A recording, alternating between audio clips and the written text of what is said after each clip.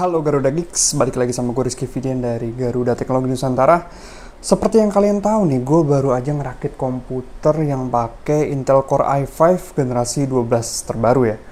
Dan setelah gue testing, gue main game, gue benchmark, gue kurang puas sama suhunya.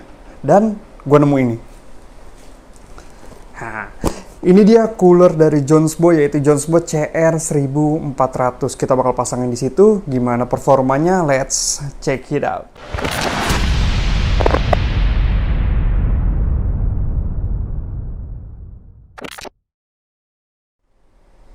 Oke, kalau kalian belum tahu, Jonesbo ini adalah perusahaan yang banyak bikin produk casing ya. Casing-casing kecil, tapi dibilang premium sih enggak, tapi kualitasnya oke lah.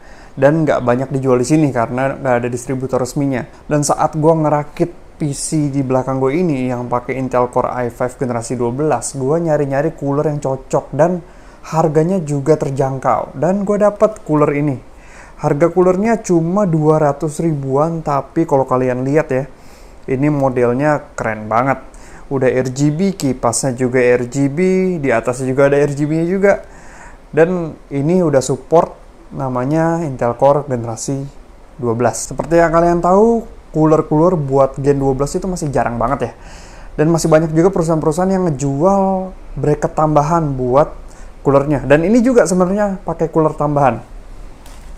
Nah, ini dia cooler tambahan buat LGA 1700. Jadi kalau kalian beli cooler ini, cooler murah yang kelihatannya keren banget ini, kalian pastikan dapat bracket tambahan buat LGA 1700. Kalau nggak pakai ini, nggak akan masuk. Oke, selanjutnya kita akan pasang bareng-bareng. Dan gimana sih kesulitan masang cooler ini di PC yang udah gue rakit. Yuk kita lihat sama-sama. Oke, sekarang coolernya udah kepasang di PC-nya. Pertama kita bakal ngomongin soal karakter dari cooler ini dulu. Jadi cooler ini punya 4 heat pipe yang bakal ngebantu ngedinginin prosesor. Terus kipasnya itu nggak gede ya, dia cuma 90 cm, tapi speednya sih lumayan kenceng di 2300 rpm. Jadi harusnya sih ini oke banget sih buat jaga airflow-nya. Terus yang gue suka banget sih, di cooler harga 200 ribuan kayak gini, dia punya RGB yang cakep banget. Dia ARGB ya udah pakainya ya. Jadi kelihatannya cakep banget, rapih. Terus bukan cuma di kipasnya doang, tapi di atasnya juga ada ARGB. Dan itu, gue lihat rapih banget. 200 ribu dapat kayak gini sih, gila. Terus cara pemasangannya sih gampang banget. Kebetulan gue udah ngerakit duluan, jadi gue tinggal pasang coolernya, dan gue nggak perlu ngelepas motherboard dari casingnya dulu. Tapi untuk idealnya ya, untuk kalian mungkin yang masih pemula, copot dulu dari motherboardnya biar setiap kakinya itu nancepnya pas gitu, nggak ada yang saling narik-narik gitu lah. Semuanya pas firm ke prosesornya. Jadi kalau kalian masang dari sini gampang banget, tinggal pasang backplate-nya di belakang.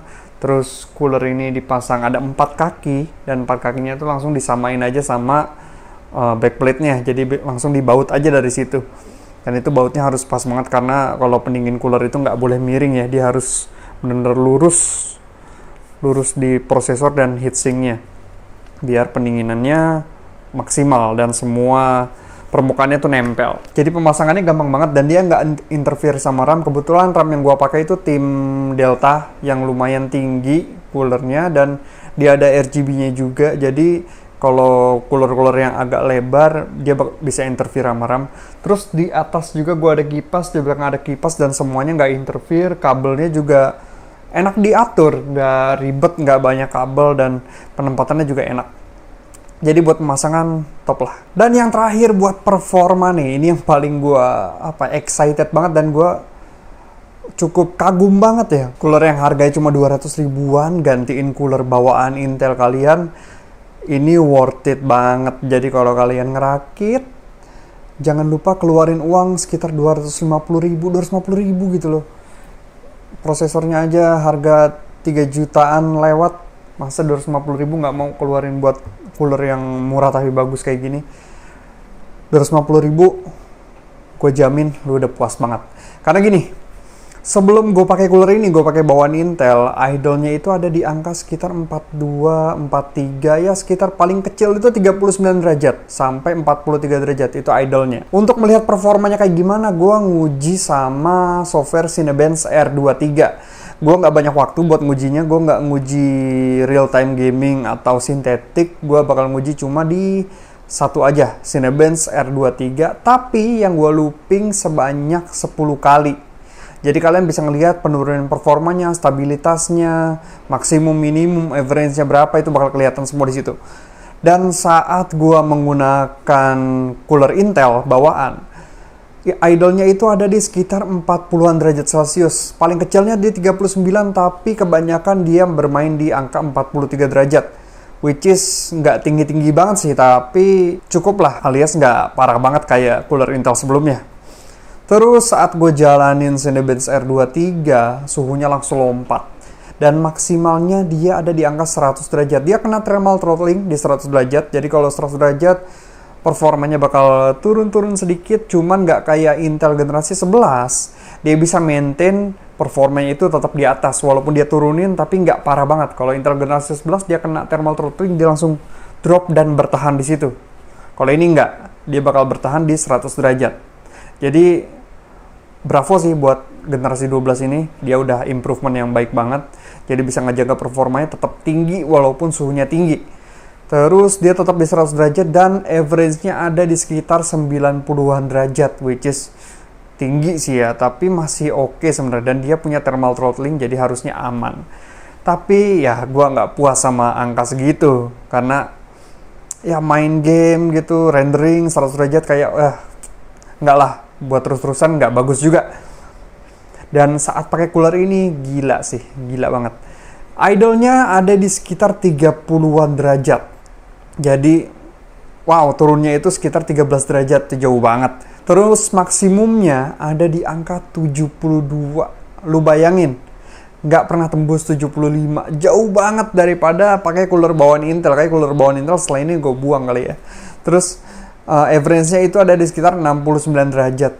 Jauh banget. Dan kalau kalian lihat performanya nih, gue bakal kasih tahu performanya antara kedua cooler ini itu berpengaruh banyak banget. Saat pakai cooler Intel bawaan, performanya turun secara konsisten. Sampai dari maksimum ke average-nya itu ada penurunan sekitar 2%. Dan itu akan turun terus deh kalau kita tes terus. Tapi gue cuma tes 10 kali dan penurunannya sekitar 2%. Lumayan banget. Dan saat pakai cooler Jonesbo ini, penurunannya cuma 0,2. Bahkan dia tuh bergerak-bergerak gitu, naik turun. Tapi nggak pernah turun dari 12.000 poinnya. Jadi performanya bakal stabil banget dan jauh lebih adem. Nah buat kalian nih yang baru ngerakit Intel Core processor generasi 12 atau generasi apapun, dan kalian harus tambah dana sekitar 200 ribuan untuk dapetin cooler ini. Karena harganya di marketplace cuma 250 ribu. Ya lewat dikit lah, sama ongkir 10 ribu. Nggak akan nambah banyak. Harganya cuma segitu, bisa nurunin suhu yang jauh banget. Tambah keren PC kalian dengan ARGB-nya. Dan nambah performa juga. Ya kalian kayaknya harus beli deh kalau kalian rakit PC masih pakai cooler bawaan Intel. Kecuali kantoran ya. Rakit PC, gamers, atau desainer pakai cooler bawaan Intel, nggak usah rakit PC lah. Ya kalau kalian mau nyari barangnya, ini gue kasih linknya di deskripsi. Kalian bisa klik aja di toko-toko yang gue sering beli juga, di toko ijo. Jadi itu udah pasti bagus dan udah pasti support LGA 1700. Jadi jangan khawatir kalau kalian beli di link yang gue kasih. Satu lagi disclaimer, ini nggak ada sponsor apapun, nggak ada sponsor dari Jonesbo, dari Intel, dari apapun yang ada di belakang sini. Jadi semua keluar pakai uang gue dan uang klien gue. Oke, mungkin itu aja review dari Jonesbo CR 1400 kali ini. Kalau kalian suka sama videonya, klik thumbs up. Thumbs down-nya udah nggak ada, jadi nggak tahu ini video jelek atau enggak. Kalau kalian suka, thumbs up, dan jangan lupa like, share, dan subscribe buat mendukung channel gue dan usaha gue biar jadi lebih besar lagi dan biar membantu lebih banyak orang lagi. Oke, makasih yang udah nonton. Don't forget to have fun. Gue Rizky Fidian, signing out.